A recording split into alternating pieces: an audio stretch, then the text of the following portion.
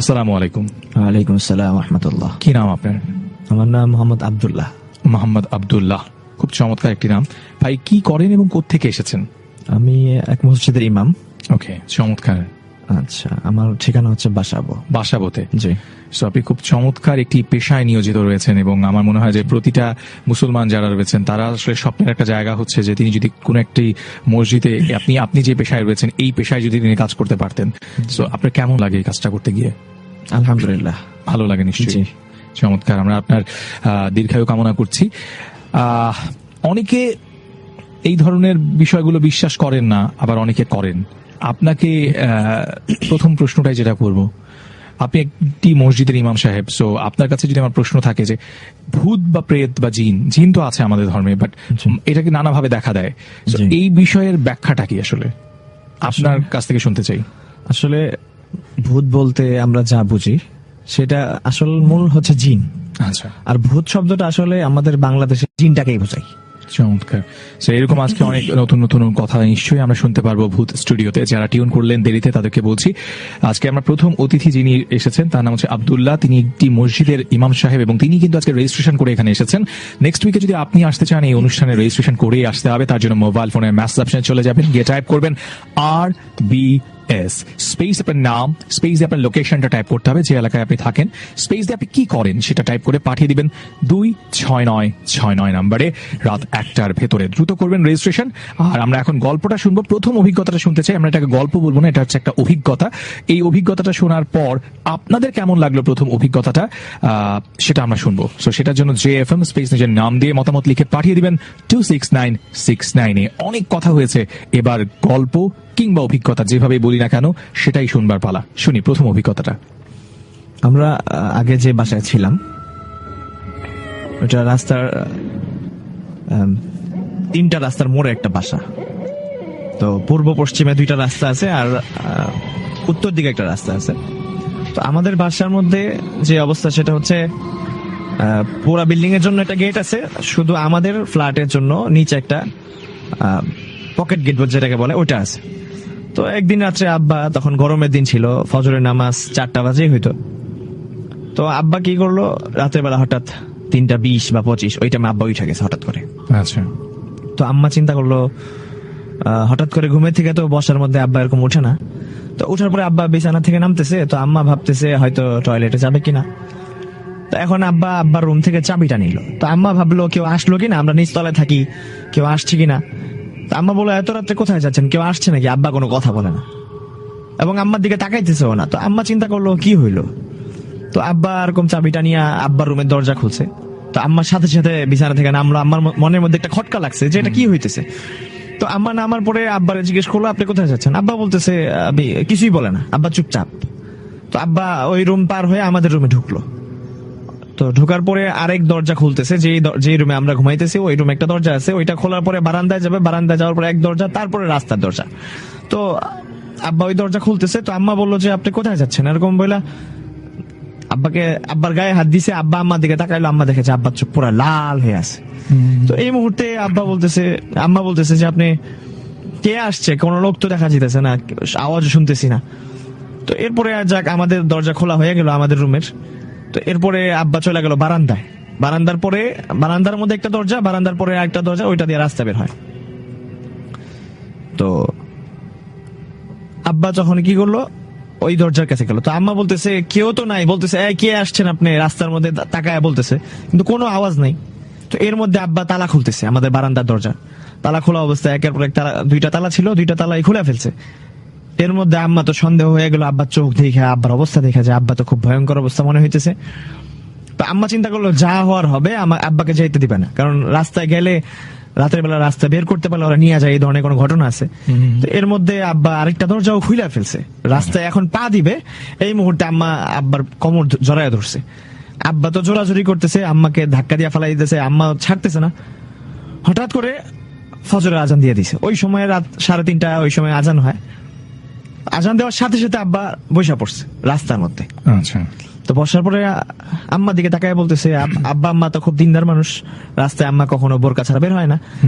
তো আব্বা বলতেছে এত রাত্রে তুমি রাস্তায় দাঁড়ায় আছো, আম্মাকে বলতেছে যে ভিতরে যাও, এখন আব্বা স্বাভাবিক হয়ে গেছে আজান দেওয়ার সাথে সাথে। আম্মা বলতেছে না আমি আপনাকে নিয়ে আসলাম একটু বাতাস খাওয়ার জন্য, অনেকদিন তো রাত্রেবেলা বাতাস খাওয়া হয় না, এই জন্য বের হয়েছি। তো এরপরে আম্মার আব্বাকে বুঝতে দেয়নি আব্বাকে যে কিছু ধরছিল। আব্বা বলে তাড়াতাড়ি ভিতরে যাও, এখন মানুষ ফজর নামাজ পড়তে যাবে, আজান দিতেছে, তাড়াতাড়ি ঘরে ঢুকো। তো দুইজনে ঢুকা তালা মেরে দিল। তো পরের দিন সকালবেলা আম্মা সবাইকে বলতেছে যে আজকে রাত্রে তো তোমার আব্বারে নিয়ে যেতেছিল। আর এর কারণ কি ছিল, আমরা যে বাসায় ছিলাম ওই বাসায় 2003 থেকে 2017 পর্যন্ত 17-16 পর্যন্ত প্রায় 14-15 বছর ছিলাম। ওই বাসাটা 3 রাস্তার মোড়ে। প্রায় সময় আমাদের বাসায়, আমাদের ভাই বোন অনেক বেশি আর কি, আমরা 8 ভাই 7 বোন। আচ্ছা, তো আমাদের বাসায় আমাদের ভাই বোন সবসময় আনন্দ ফুর্তি মাঝেই থাকে।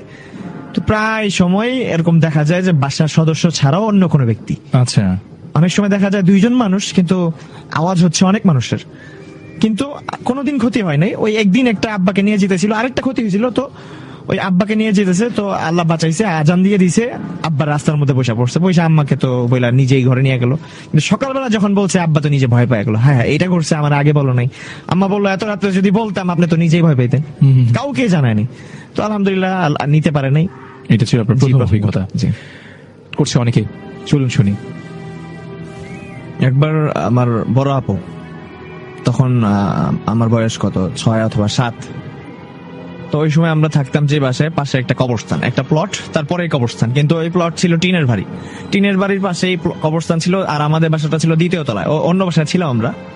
তো ওখানে হঠাৎ একদিন বড় আপা চিৎকার শুরু করছে, জানালা দিয়ে অনেক বাতাস আসতেছে। চিৎকার শুরু করলো, করার পর থেকে তো আর পাগলামি শুরু করছে, হাসতেছে, কান্না করতেছে, চিৎকার করতেছে, মারামারি করতেছে। তো কি হইলো, তো তখন আমাদের এক চাচা বেঁচে ছিল, উনি পুলিশের বড় একজন অফিসার ছিলেন, কিন্তু সাথে সাথে খুব বড় আল্লাহওয়ালা মানুষ ছিলেন। তো উনি আবার এমন আল্লাহওয়ালা ছিলেন যে উনি, ওনার নাম শুনলে বা উনি আসলেই জিনের অবস্থা খারাপ হয়ে যেত। তো উনি আইসা বোনকে ধরলো, কি হয়েছে, কে তুমি, কোনো কথা নাই। তারপরে আবার কথা বলছে, বলো কে তুমি, বলে আমি নাহিদ। তো নাহিদ তুমি কে, কোথা থেকে আসলা, বলে আমরা তো এই মেয়েটাকে পছন্দ হয়েছে আমার, আমি এই মেয়েটাকে বিয়ে করতে চাই।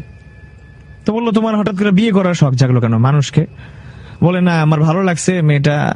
তো চাচা বললো এই মেয়ে তো খুব আহামরি কোনো সুন্দর না। তো বললো না আমার ভালো লাগছে, এটা হলো মূল কথা আমার।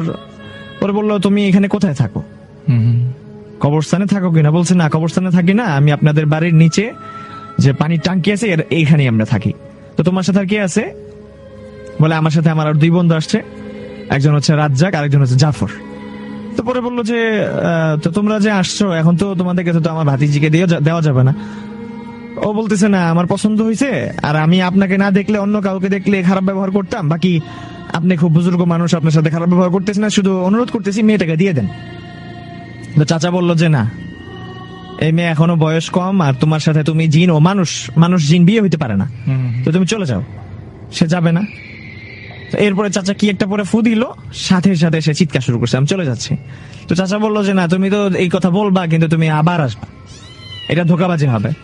সে বললো না আমি কথা দিতেছি যেতেছি। তো চাচা বললো তুমি যাবা, যে কোথায় যাবা এখান থেকে, বলছে আমি এই বাড়ি ছেড়ে চলে যাবো। বলছে না তুমি বাংলাদেশ ছাড়বা, তারপরে ভারত ছাড়বা, তারপর পাকিস্তান, অর্থাৎ তুমি পাকিস্তান পার হইয়া, যেহেতু চাচা পাকিস্তান আমলে মানুষ ছিলেন, তো চাচা বললেন তুমি পাকিস্তান পার হইয়া অন্য কোথাও চলে যাও, কিন্তু এই দেশগুলাতেও তুমি থাকবা না, যদি তোমাকে পাওয়া যায় তো তোমাকে শেষ করে দেওয়া হবে। এখন সে বলতেছে যে ঠিক আছে আমি যাবো। বলছে যদি পাওয়া যায় কি করা হবে, বলছে ঠিক আছে আপনি যা করার করেন। তো ও চলে গেল। তো এরপর থেকে আর ওই বড় বোনের সাথে ওই জিন বা এই নাহিদ নামে বা এই জাতীয় কেউ আসে নাই, বিয়ের কথা কেউ আর বলে নাই। কিন্তু আরেকদিন হইলো অন্য আরেকটা জিন, এই একই অবস্থা ওই বাসাতেই। তখন আমার বর্তমান যে দুলাভাই আর কি, তখন তো বোনের বিয়ে হয় নাই, তখন সে আবার বোন যেই মাদ্রাসায় পড়তো, আলিয়া মাদ্রাসায়, ওখানে এসে পড়তো। তো তাকে ডাইকা আনা হলো। তো সে আইসে এরকম বিভিন্ন পরা পানি, তারপরে একটা তাবিজ দিয়ে দিল। তো আলহামদুলিল্লাহ এরপর থেকে বোনের অর্থাৎ বোনকে পছন্দ করে কোনো জিন আসছে এরপর থেকে আর ঘটে নাই। সো এটা আপনার দ্বিতীয় ঘটনা ছিল। জি, ওকে। সো এরকম ঘটনাগুলোই কিন্তু আমরা শুনে ফেলি আপনার অভিজ্ঞতা। যে যখন আমি ছোট ছিলাম তখন আমার বয়স 6, পড়ালেখা অর্থাৎ প্রাতিষ্ঠানিক পড়ালেখা শুরু হয়নি, বাসায় পড়ালেখা ছিল। তো ওই সময়ে আমি আম্মার সাথেই শুইতাম, আম্মা আব্বার সাথে। তো আমি দেখতাম যে আমাদের বাসার ছাদের উপর একজন অনেক লম্বা, অর্থাৎ সে বসলেই মানুষের চাইতে উঁচু একটা লোক ছিল। গায়ে কাপড় ছিল না, কিন্তু নিচে একটা কাপড় ছিল ছোট। তো সে সামনে বিশাল বড় একটা ঢোল নিয়ে বাজাইতো, আচ্ছা। যে ঢোলটাও আমাদের কয়েক ফুট লম্বা হবে, 6-7 ফুট লম্বা হবে, উঁচু হবে 4-5 ফুট।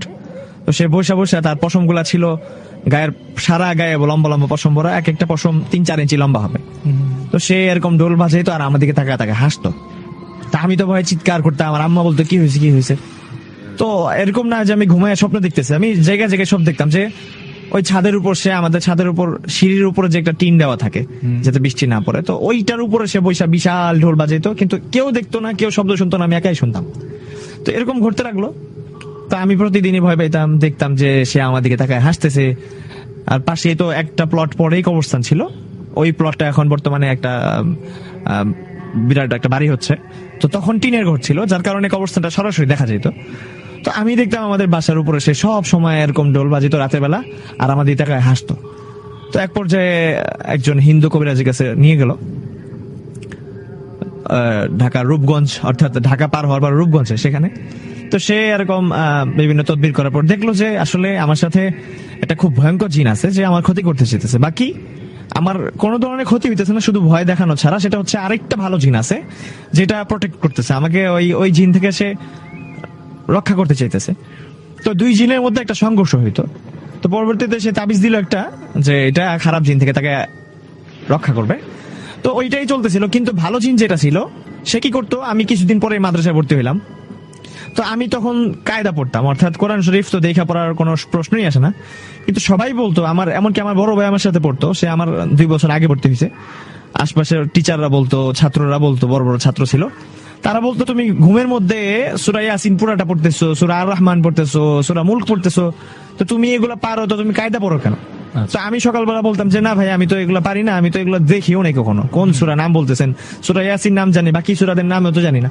তো ওনারা বলতো, এমনকি এটা বিশ্বাস হইতো না, ভাবতাম দুষ্টামি করতেছে। তো একদিন টিচার যখন আমার আব্বাকে ডাকে বললো যে আপনার ছেলেকে আপনি বলতেছেন কখনো পড়ালেখা করে নাই, ফার্স্ট ওরে কায়দা পড়াইতেছেন মাদ্রাসায় ক্লাস 1-এ, তো ও তো দেখি কোরআন শরীফ মুখস্থ পারে। আব্বা তো অবাক হয়ে গেল, এটা কেমন কথা? বললো হ্যাঁ, এমনকি আমার বড় ভাইকে সাক্ষ্য দেওয়ার জন্য ডাকলো, যে তুমি তো সাক্ষী ছিলা, তুমি বলো। হ্যাঁ, বড় ভাই বললো হ্যাঁ আমিও শুনছি, ও সূরা ইয়াসিন একেবারে সুরের সাথে এবং কোন নির্ভুল ভাবে পড়তেছে, সূরা আর রহমান পড়তেছে।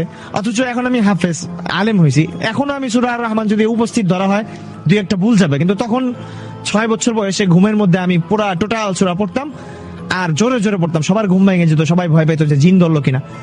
তো পরবর্তীতে দেখা গেল এই জিনিসটা আমার বয়স যখন 24 বছর বা 23 বছর এই পর্যন্ত চলতে লাগলো। আমি ঘুমের মধ্যে অনেক সূরা পড়তেছি, এই পড়তেছি ওই পড়তেছি, কিন্তু 23-24 বছর হওয়ার পর থেকে এটা হারায় গেল। তো আম্মা আফসোস করে বলে, যখন ছোট ছিলা তখন তো খুব ভালো কোরআন শরীফ পড়তে ঘুমের মধ্যে, কিন্তু এখন তুমি বড় হয়ে গেছো, এখন আর কোনো কোরআন শোনা যায় না। তো এই জিনিসটা হইলো। তো এরপরে এটা তো হইলো ছোটকালে ঘটনা। বড় হওয়ার পরে একদিন দেখলাম যে আমার তখন যে বাসার ঘটনা, আব্বার ঘটনা বললাম, সেটা হচ্ছে কদমতলাতে। তো একদিন সকালে আমি ফজর নামাজের পর ঘুমাইলাম, ঘুমানোর পরে দেখতেছি 8:30 বাজে আমার হঠাৎ ঘুম ভেঙে গেছে সকাল। কিন্তু আমাদের বাসা নিচতলা হওয়ার কারণে চতুর্দিকে পর্দা দেওয়া এবং জানালাগুলো আটকানো যেন চোর হাত না দিতে পারে। তো যার কারণে সকাল 8:30 বাজে, কিন্তু হালকা হালকা অন্ধকার, মানে বাইরে আলো কিন্তু আমাদের ঘরের মধ্যে চতুর্দিকে পর্দা দেওয়া, যার কারণে কোনো আলো নাই, লাইট অফ। সব ভাই বোন ঘুমাইতেছে, যেহেতু ফজরের পরে সবাই ঘুমাইছে। তো আমি ওঠার পরে খাটের থেকে নামবো, এই মুহূর্তে দেখতেছি রান্নাঘর থেকে একটা লম্বা ফর্সা একটা মেয়ে, কিন্তু কালো 3 পিস পরা, ওড়না জামা পায়জামা সব কালো।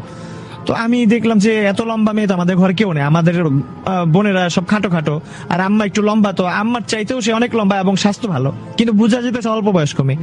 তো আমি মেয়েটার পিছনে পিছনে এরকম, যে মেয়েটা কে দেখার জন্য, এত সকালে আমাদের বাসায় তো কোনো অতিথি আসার কথা না। তো আমি খাটের থেকে নামলাম, মেয়েটা সোজা হেঁটে চলে যেতেছে, এক রুম থেকে আরেক রুমে যাচ্ছে, আমি তার পিছিয়ে পিছিয়ে যেতেছি। যেতে যেতে আমাদের ঘরের সর্বশেষ যে রুম, সেখানে সে ঢুকলো, আমিও ঢুকলাম। ঢুকার পর দেখি যে কোনো মানুষ নেই। তিন বোন, আমার আপন 3 বোন, ওরা ঘুমাইতেছে, কিন্তু এরকম কোনো লম্বা মেয়ে বা বড় মেয়ে নাই। তো আমি সাথে সাথে বোনদের রুমে লাইট জ্বালায় দেখি যে না, পুরা ঘর কোনো মানুষ নাই। খাটের নিচে দেখলাম, তারপরে বাহিরে বারান্দায় দরজা খুলে দেখলাম বারান্দার গেট তালা মারা, সে যাওয়ার মতো কোনো উপায় নেই। কিন্তু আমার সামনে দিয়ে সে একেবারে হাইটা গেল, আমি তার পিছিয়ে পিছিয়ে গেলাম, 2 হাত দূরে ছিল। তো আমি আর তারে খুঁজে পাইলাম না। তো আমি তো ভয়ে শেষ। বাকি দিনের বেলা ছিল বেশি একটা, ওরকম তুলনামূলক ভয় কম পাইছি। তো আমি চিন্তা করলাম যে সরাসরি আজকে আমার বড় হওয়ার পরে হাইটে হাইটে যেতে দেখলাম। তো এটা ছিল আরেকটা ঘটনা। আরো একটা অন্য রকমের ঘটনাই আমরা শুনছিলাম আমাদের বন্ধুর কাছ থেকে। আব্দুল্লাহ ভাই আজকে এসেছেন তার জীবনের অদ্ভুত এবং ভৌতিক কিংবা যেভাবে আপনি বলেন না কেন প্যারানর্মাল ঘটনাগুলোকে শেয়ার করার জন্য। আর একটা ঘটনা শুনবো আমরা আব্দুল্লাহ ভাইয়ের কাছ থেকে, এটি আপনার আজকের এপিসোডের লাস্ট ঘটনা আমরা শুনতে চাই। চলুন শুনে আসি। 1997 অথবা 98 সাল, শব বরাতের আগের দিন। আচ্ছা। ওই সময় টিভিতে বিটিভি চ্যানেল ছিল, আলিফ লায়লা হইতো। তো আমাদের বাসায় তো টিভি ছিল না, ছোট ছিলাম, তো আলিফ লায়লা সবচাইতে জনপ্রিয় একটা অনুষ্ঠান ছিল। তো ওই মুহূর্তে আমার ভাই মাদ্রাসায় পড়তো, আমি পড়তাম না, তখন ছোট ছিলাম। তো একদিন হঠাৎ করে বিকালবেলা ভাই আসলো। তো আম্মা বলতেছে তোমার তো আগামীকালকে বন্ধ, তুমি আজকে বাসায় আসলা? বলে আমি হুজুরদেরকে বলছি আগেই বন্ধ দিয়ে দিছে। তো আম্মা বললো যে না, তোমার তো আজকে বন্ধ হওয়ার কথা না, তো তুমি কিভাবে আসলা, কার সাথে? বলে হুজুররা রিক্সায় উঠাই দিছে, আইসা নেমে গেছি। তো পরবর্তীতে হইলো যে আম্মা বলতেছে ঠিক আছে তুমি আসছো, তো এখন তুমি খাওয়া দাওয়া করে চলে যাও। তো বাসার মধ্যে মামি ছিল। তো আমাদের বাসার পাশেই একটা টিনের ঘর ছিল, চারপাশে দেয়াল, উপরে টিন শেড ঘর যেটা। তো সেখানে আমার মামি থাকতো। তো ওনাদের বাসায় টিভি ছিল, অথবা আমাদের নিচতলা আমাদের বন্ধু ছিল, তার বাসায় গিয়ে দেখতাম। আমাদের বাসায় টিভি ছিল না। তো আলিফ লায়লাটা এতই জনপ্রিয় যে আটকে রাখা যেত না, আমরা ভাই বোনরা গিয়ে দেখতামই। তো ওই মুহূর্তে হইলো যে বড় ভাই বলতেছে, আম্মা বলতেছে তুমি চলে যাও। আম্মা সন্দেহ হচ্ছে যে সে একা তো আসার প্রশ্নই আসে না, তার বয়স তখন 7 বা 7.5। তো সে বলতেছে আমি চলে আসছি না বইলা, পরে একজন রিক্সা করে দিছে। তো আম্মা বললো যে তুমি চলে যাও, এখন সে যাচ্ছে না। তো মামি আম্মা দেখলাম কি বললো, তারা নিজেরা একা একা। তো বলার পরে তাদের কাছে সন্দেহ লাগতেছে যে সে আমাদেরই কেউ না, কিন্তু হুবহু আমার ভাই হয়ে আসছে। তো আম্মা বলতেছে যে তুমি চলে যাও, কালকে বন্ধ, কালকে আইসো, তোমার আব্বুকে নিয়ে আসবে। সে বলতেছে না আমি থাকি, আমি আসছি, এখন আবার যাইতে মন চাইতেছে না, পরীক্ষা তো শেষ, এরকম বলতেছে। পরের দিন ছিল শবে বরাত। তো এরকম করতে করতে সন্ধ্যা হয়ে গেছে। তো আমাদের বাসায় বিস্কুট আনছে, তো বিস্কুট বাইরে দিল, দেওয়ার পর বলতেছে তুমি খাওয়ার পরে তোমার টাকা দিতেছি, তুমি রিক্সা দিয়ে চলে যাও। তো সে যাবে না। এই মুহূর্তে হঠাৎ সে আমার বলতেছে চল আমরা দুইজন গিয়ে এরকম মামার বাসায় গিয়ে আলিফ লায়লা দেখে আসি। তো আমি তো আলিফ লায়লার নাম শুনি না, তো আমি খুব উৎসাহী হয়ে গেলাম, ঠিক আছে যাব। এর মধ্যে মামি বলতেছে যে তুমি একা যাও, আমার বড় ভাইকে বলতেছে তুমি একা যাও, আর ও পরে যাবে, ও আমার সাথে যাবে। ভাই বলতেছে না, ওরে আমি নিয়ে যাই, আমরা দুই ভাই একসাথে গিয়ে দেখবো আপনার বাসায় তো যাচ্ছি। মামি বলে না তুমি যাও, ও একটু পরে আসতেছে। এরকম করতেছে, সে জোরাজোরি করতেছে। তো শেষমেশ একটা ধমক দিছে, তোমাকে যাইতে বলছি না, তুমি এরকম করতেছো কেন, তুমি একা যাও, ও যাবে না এখন। তো আমি তো কান্নাকাটি করতেছে, আলিফ লায়লা মিস করবো নাকি। তো মামি বলতেছে বাবা তুমি আমার সাথে যাও, তুমি ওর সাথে যাও দরকার না। এই মুহূর্তে ঠিক আছে। তো ভাই দেখলো কোনোভাবেই আর রাজি করতে পারে নাই। তো বাস ভাই নামলো। তো মামি আমারে বলতেছে দেখো কে এটা, তোমার ভাই না কে? মামি আম্মা আমরা সবাই বারান্দায় দাঁড়াইলাম, বারান্দা দিয়ে আমাদের নিচের গেট দিয়ে কেউ বের হলে দেখা যায়। তো আমরা তাকাই আছি, প্রথম সিঁড়ি নামার আওয়াজ হলো, কিন্তু দ্বিতীয় সিঁড়ি থেকে আর কেউ নামতেছে না, এমনকি গেট দিয়েও কেউ যাচ্ছে না। অনেকক্ষণ হয়ে গেল, এরকম 10-15 মিনিট দাঁড়ায় রইলাম, কেউ যাচ্ছে না।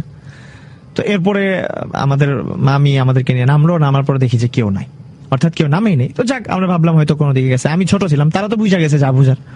পরের দিন বিকালের দিকে 3টা-4টা বাজে, শুক্রবার ছিল, শবে বরাত।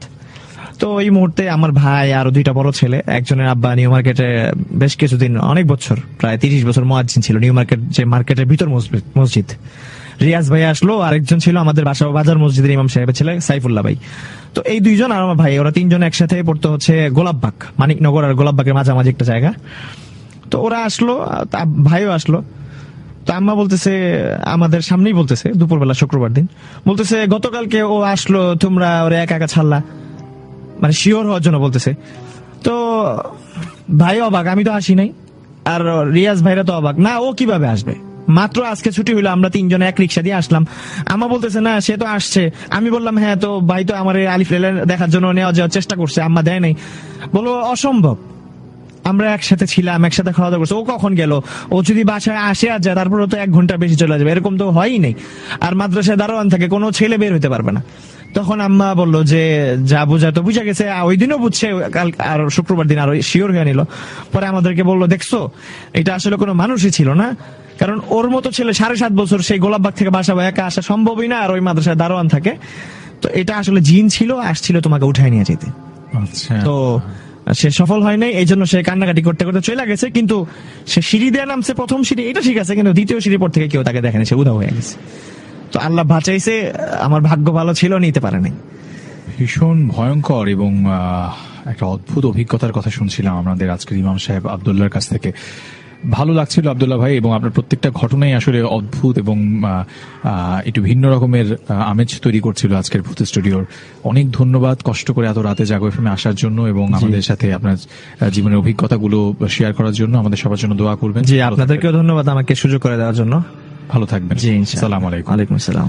কথা হলো আমাদের আজকের অতিথির সাথে, যিনি আমাদের প্রথম অতিথি ছিলেন এবং তিনি হচ্ছেন আব্দুল্লাহ। সো আমরা একটু এই প্রথম যে ঘটনাটা রয়েছে রাজু ভাইয়ের, সেটা শুনবো এবার।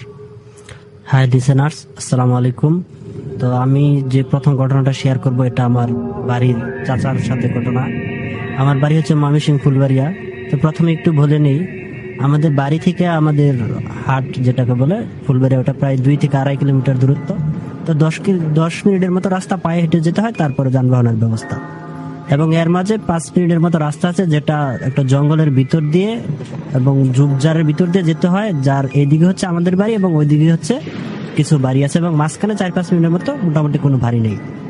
তো এখান থেকে সন্ধ্যার পরে সাধারণত কেউ হাট বাজার থেকে বাড়ি ফিরলে একা ফিরে না, সাথে কাউকে নিয়ে ফিরে বা কারো সহযোগিতা নিয়ে বাড়ি আসে। তো আমার চাচা একদিন সন্ধ্যার সময় বাড়ি আসতেছে, তো ওই ঝোপের ভিতর দিয়ে যখন উনি আসতে চাইলো, তখন দেখতে পেল যে সামনে চতুর্দিকে তো জঙ্গলের অবস্থা, এবং একদিকে পুকুর, অন্যদিকে প্রচুর বাঁশ, ঝাড়, ঝোপ এগুলো আছে। তো উনি খেয়াল করলে দেখতে পারলো যে সামনে বাঁশের মতো কিছু একটা রাস্তায় ফালানো আছে, এবং ঝোপ ঝাড় থেকে বাঁশগুলা দুই দিক থেকে সামনে ফালানো আছে। তো উনি ভাবলো এটা নর্মাল কিছু না। তো উনি যখন সামনে আগালো, তো উনি ভাবলো যে না, আমি বাঁশের যেহেতু ফালানো আছে, বাঁশের উপর দিয়ে চলে যাই। তো সে যখন যাবে এমনটা স্থির করলো, তখন দেখলো না, বাঁশ উপরে উঠে যাচ্ছে। তো সে তো খুব অবাক হচ্ছে, এই কি ঘটনা। তো সে যে কাউকে ডাক দিবে সেরকম প্রথম মনে করেনি, যেহেতু ডিস্টেন্স একটু মোটামুটি বেশি, তো কাউকে ডাকার মতো তখন সুযোগ নেই। তো সে ভাবলো আচ্ছা আবার চেষ্টা করে। আবার যখন সে বাঁশের উপর দিয়ে যাওয়ার চেষ্টা করতেছে, তখন বাঁশ উঠে যাচ্ছে। বাঁশ যখন উপরে উঠছে, সে ভাবতেছে না, আমি নিচ দিয়ে চলে যাই। সে আবার নিচ দিয়ে যেতে যাচ্ছে যখন, তখন দেখা যায় যে না, বাঁশ আবার নিচে নেমে যাচ্ছে। এখন তো সে খুব ভয় পেয়ে গেছে। এখন সে যে পিছনের দিক সাহস করে তাকাবে, সে এটাও করতে পারতেছে না, এবং সামনে কিছু সে দেখতেছে যে বাঁশেরই অবস্থা। তো এমন অবস্থায় সে সাইড দিয়ে যাওয়ার চিন্তা করলো। একদিকে যেহেতু পুকুর এবং আরেকদিকে ঝোপঝাড়, বাঁশ, তো সেই দিক দিয়ে যাওয়ার সুযোগটাও তার খুব কম ছিল।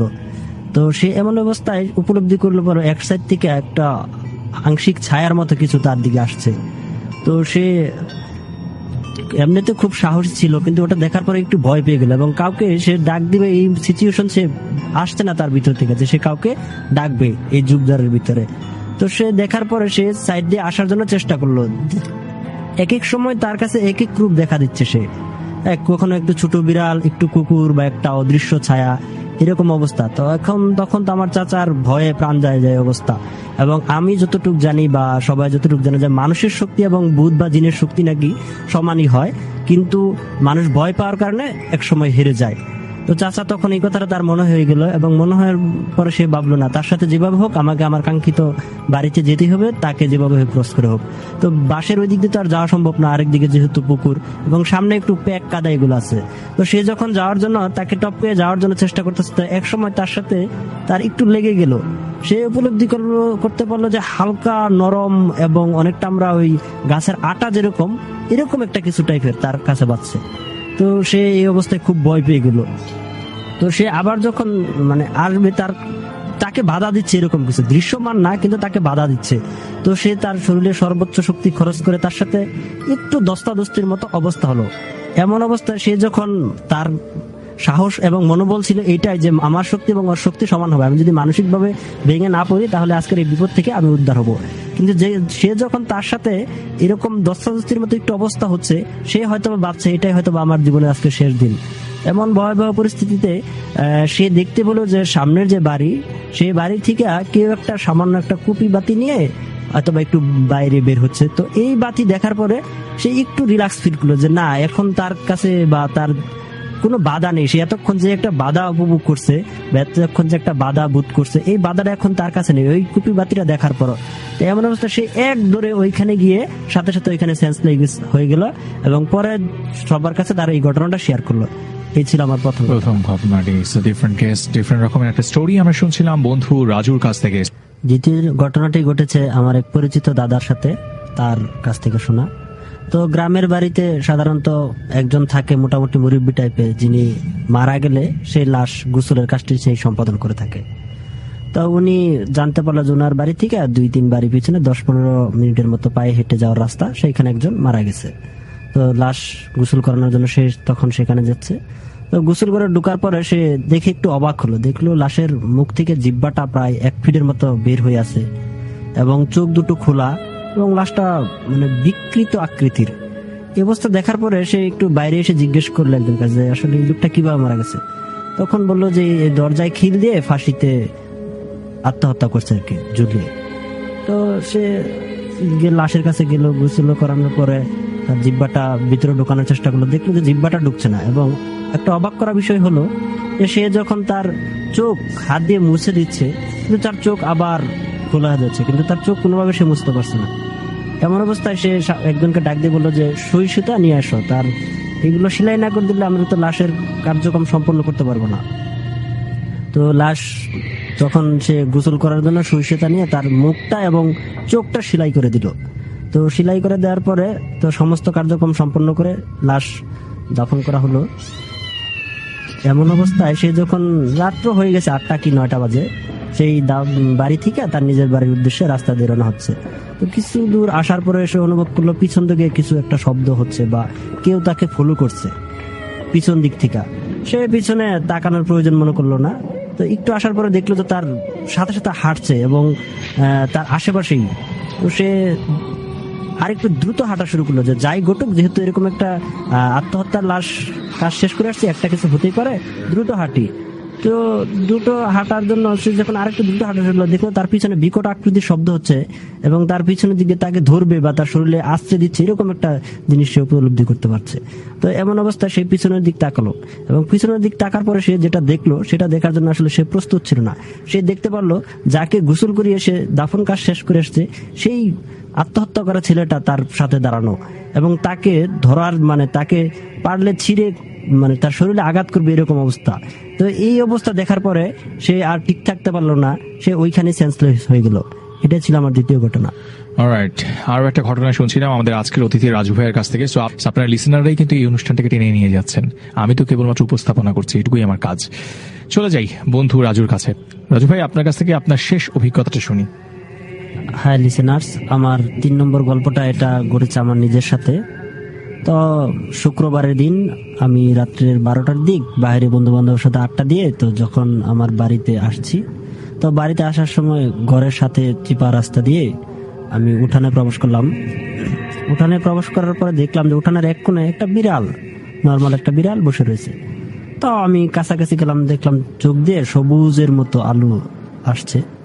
তো আমি কাছে যেতে বিড়ালটা একটু সামনের দিকে হাঁটছে। এরকম হাঁটতে হাঁটতে 1 মিনিট হাঁটার পরে দেখলাম বিড়ালটা ঝোপঝাড়ের দিক যাচ্ছে। তো আমার প্রথমত খেলছিলাম, যখন সে মোটামুটি একটু ঝোপের কাছাকাছি চলে গেলো তখন আমার খেলা আসছে যে আমি বিড়ালটার পিছনে হাঁটতে হাঁটতে আসলে কোন দিকে যাচ্ছি। আমি তখন উঠান পের হয়ে ঝোপঝাড়ের দিকে চলে যাচ্ছি। তো এমন অবস্থায় আমার মনে হলো যে আসলে একটা দোয়া আছে যেটাকে আমরা তওবার দোয়া বলি, সেটা পড়লে নাকি জিন বা শয়তান যেটাই থাকুক সেটা অনেক দূরে চলে যায়।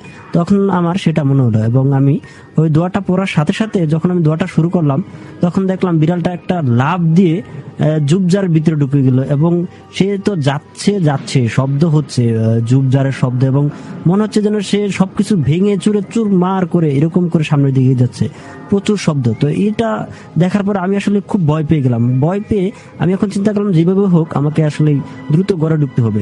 তো আমি পিছন দিক ফিরে একটু হাঁটা শুরু করলাম এবং হাঁটা শুরু করার পরে আমার তো দোয়া পড়া শেষ, আমি দোয়া পড়া ছাড়াই হাঁটতেছি। তো উঠোনের এক কোণ থেকে যত দূর আমি হাঁটতেছি আমার কাছে এক একটা কদম তখন প্রচুর সময় লাগতেছে এরকম মনে হচ্ছে এবং পিছন দিক থেকে প্রচুর শব্দ, আবার যেন কি ঝোপঝাড় এইগুলো সবকিছু ভেঙে চুরমার করে আমার দিকে আসছে এবং পিছন দিকে আমাকে ডাকছে। আমি উপলব্ধি করতে পারলাম নানান রকম বিকট আকৃতির শব্দ, অদ্ভুত শব্দ। পিছন দিকে যে আমি ঘুরে ফিরে তাকাবো এতটুকু সাহস আমার তখন ছিল না। এবং এই 2 মিনিটের রাস্তা উঠানটুকু পের হয়ে আমি ঘরে ঢুকবো, এই 2 মিনিটের রাস্তাটুকু আমার কাছে তখন অনেক মনে হচ্ছে। আমি কোনো মতে সতে মোটামুটি ঘরে গিয়ে যখন শুনলাম, যদি গল্পটা এখানে শেষ হতো তাহলে সমস্যা হতো না, কিন্তু এরপরে ঘটলো আরো অদ্ভুত ঘটনা। আমি যখন ঘরে গিয়ে তো খুব ভয় পেয়ে আসছি, কাউকে বলছিও না। তো ঘরে গিয়ে আমি লাইট অফ করে না করে সাধারণত লাইট অন করেই শুয়েছি, যেহেতু ভয় পাইছি। তো এমন অবস্থায় আমি উপলব্ধি করলাম, আমি যখন চোখটা একটু বন্ধ করলাম, আমি উপলব্ধি করলাম যে গ্রামের বাড়ি তো টিনের চালের উপরে কে যেন হাঁটছে, এবং এই হাঁটার শব্দ আস্তে আস্তে করে খুব বৃদ্ধি পাচ্ছে। আমি 1 মিনিট এমন শব্দ শোনার পরে টের পেলাম যেন 5-10 জন মানুষ টিনের চালের উপরে এক সাইড থেকে আরেক সাইডে খুব দৌড়াদৌড়ি, মানে খুব লাফালাফি করতেছে, খুব তারা যেন মোটামুটি দৌড়ের একটা প্রতিযোগিতা নামছে, এত জোরে শব্দ এবং এত লাফালাফি হচ্ছে। আমি তো খুব ভয়ে অবাক, এবং আমি এতটুকু নিশ্চিত ছিলাম যে এটা শুধু আমি শুনতেছিলাম, কেননা যদি আরো কেউ শুনতো তাহলে অবশ্যই তারা কেউ আমাকে ডাক দিত বা জানতে পারতো যেরকম ভৌতিক কিছু ঘটছে আমার সাথে। কিন্তু আমি একাই শুনতেছিলাম এবং একাই বুঝতে পারতেছিলাম। তখন আমি উপলব্ধি করলাম যে আজকের রাতটা কিভাবে কাটাবো, এবং আমার মুখ দিয়ে তখন কোনো শব্দ বের হচ্ছিল। আমি যে কাকে ডাকবো বা ওইখান থেকে উঠে কাউকে কিছু বলবো সেটার সুযোগ পাচ্ছি না। আমি তো টিনের উপর ওরা প্রচুর শব্দ করতেছে, লাফালাফি করতেছে, এবং আমি একটা সময় দেখতে পেলাম যে আমার বিছানার সাথে যে জানালাটা, এই জানালায় হয়তো বা কেউ ঠুকঠাক ঠুকঠাক শব্দ করতেছে বা আওয়াজ করতেছে, এবং আমি তখন একদম মানে খুব ভয়ে অদ্ভুত অবস্থা হয়ে গেলাম। এবং ওই অবস্থায় আমি চিন্তা করলাম যে আজকে রাতটা যদি কোনোভাবে পেরিয়ে দিতে পারি তাহলে হয়তো আমি বেঁচে যাব। তাই এমন অবস্থায় লাইট জ্বালেই আমি বিভিন্ন রকম দোয়া এগুলা পড়তে থাকলাম এবং আল্লাহর কাছে বললাম যে এইভাবে আমার রাতটা পার হয়ে যাক। তো কিছুক্ষণ পর দোয়া কারাত পড়ার পরে দেখলাম যে না, শব্দ মোটামুটি কমে আসছে। তো এই ছিল আমার 3 নম্বর ঘটনা। অলরাইট, সো ডিফারেন্ট ঘটনাগুলোই আজকে মূলত আমরা শুনছি ভূত স্টুডিওতে। শাইম ভাইয়ের কাছে যাব, তার কাছ থেকে তার প্রথম অভিজ্ঞতাটা শুনবো। ধন্যবাদ উদয় ভাই। আমার প্রথম স্টোরিটা হচ্ছে, এটা আমি একটু প্রেক্ষাপটটা বলে নেই। আমি যখন আন্ডারগ্রেডে পড়ি ব্র্যাক ইউনিভার্সিটিতে, তখন আমি কুমিল্লাতে গিয়ে কোনো একটা প্রতিষ্ঠানে ক্লাস করাতাম। তো এভাবে সকালে যেতাম, সন্ধ্যায় বা বিকেলের দিকে আমি ঢাকা ব্যাক করতাম।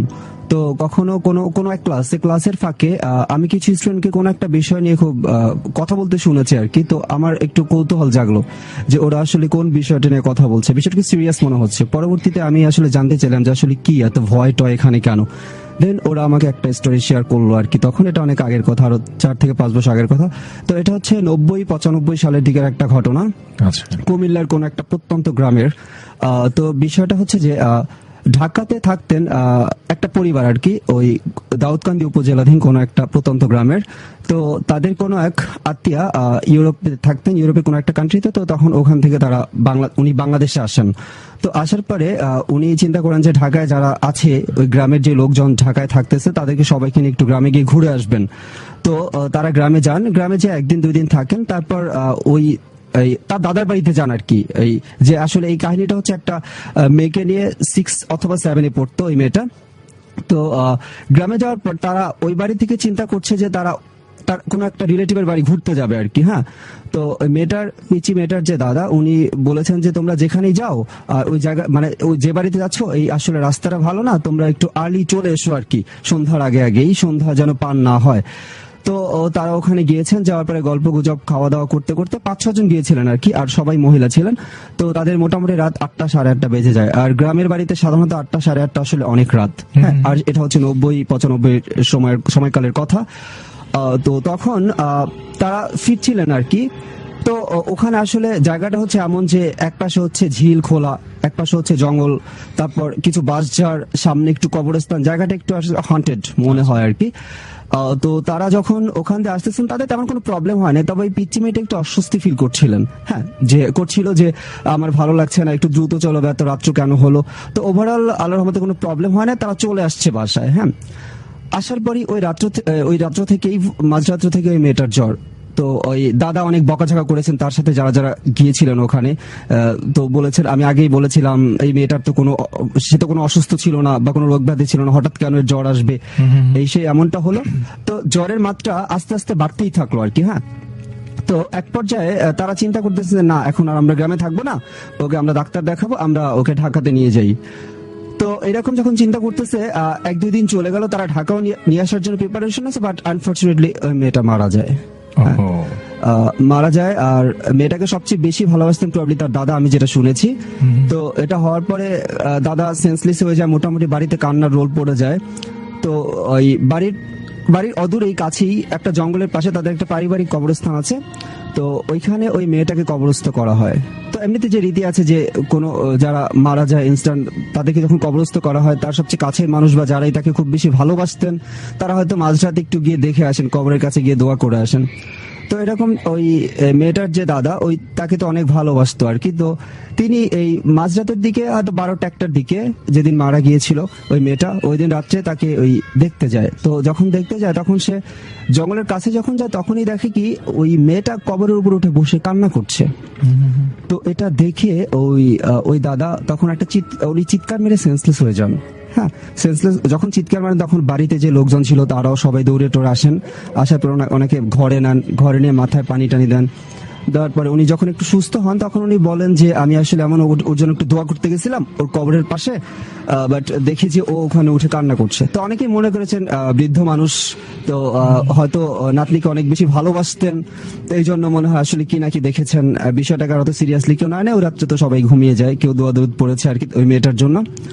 তো এরকম গেল। তো 1-2 দিন পরে আবার ওইখানে দেখা যাচ্ছে যে কোন এক ভ্যানওয়ালা, 3 চাকার যে ভ্যান আমরা যেটাকে চিনি, তো ওই রাত্র 7টা 7:30টার দিকে ওই কবরের পাশে ছোট একটা রাস্তা আছে জঙ্গলের ভেতর দিয়ে, তো ওখান দিয়ে ওই ভ্যান নিয়ে ওই ভ্যানওয়ালা যাচ্ছিলেন আর কি। তো যাওয়ার পরে উনিও দেখলেন যে ওই মেয়েটা কবরের উপর বসে কান্না করছে আর কি। তো এটা দেখে উনিও ওখানে দৌড় দিয়ে বাড়িতে চলে আসছেন এবং সেন্সলেস হয়ে গেলেন। তো ওনাকেও সবাই মাথায় পানি টানি দিয়ে ঠিকঠাক করলো। পরে বললো যে কি হয়েছিল কাহিনী। পরে বলেছিল যে আসলে আমি আপনাদের বাড়িতে যে মেয়েটা মারা গিয়েছিল আমি দেখলাম যে ওই কবরের উপর বসে কান্না করছে। তো মানুষজন চিন্তা করছে আসলে একজন ভুল দেখতে পারে, বাট 2 জন ভুল দেখবে। তারপর তারা বিষয়টা কতটা আমলে নেয় নাই যে কি নাকি হয়েছে, যা হয় হোক। তো আরো এরকম 2-3 দিন গেল। যাওয়ার পরে কোন এক মহিলা ওখান দিয়ে যাচ্ছিলেন, বৃদ্ধ মহিলাই, তাও সন্ধ্যাবেলা আর কি 7টা 7:30টার দিকে। তো ওখান দিয়ে যাচ্ছিলেন, যেহেতু একটা নির্জন জায়গা। তো যাওয়ার পরে উনিও দেখলেন যে ওইরকম মেয়েটা উঠে কবরের উপর উঠে কান্না করছে আর কি। তো উনিও ওখানে চিৎকার দিলেন, চিৎকার করে সেন্সলেস হয়ে গেলেন। তারপর ওখানে মানুষজন গেল, যাওয়ার পর ওনাকে ধরলো, মাথায় পানি দিল, মোটামুটি 1-2 ঘন্টার মধ্যে সুস্থ করলো। তো সুস্থ করার পরে সবাই তাকেও জিজ্ঞেস করলো যে কি হয়েছে আসলে, আপনি এরকম ভয় পাইলেন কেন বা আপনি সেন্সলেস হয়ে গেলেন কেন। তো সে বললো যে আসলে এই ঘটনা, আমি এখান দিয়ে যাচ্ছি, তো আমি দেখেছি যে ওই মেয়েটা যে মারা গিয়েছে ও কবরের উপর উঠে কান্না করছে। তো তখন বিষয়টা আসলে সবার একটা মাথা ব্যথার কারণ হয়ে যায় যে একজন ভুল দেখতে পারে, 2 জন দেখতে পারে, 3 জন তো দেখার কথা না।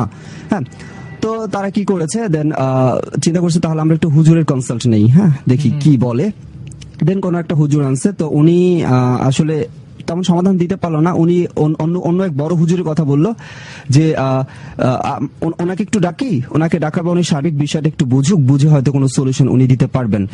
তো দেখা যাচ্ছে উনি আসলেন। আসার পরে উনি বিষয়গুলো শুনলেন, শোনার পর উনি আসলে সমস্যাগুলো ফাইন্ড আউট করতে পারলেন না। পরে উনি ভাবছেন যে আসলে হয়তো লাশের সাথে কোনো প্রবলেম আছে। যখন কবরস্থ করা হয়েছে হয়তো ভালোভাবে গোসল দেওয়া হয়নি বা এমন কোনো প্রবলেম হয়তো তার সাথে হয়েছে।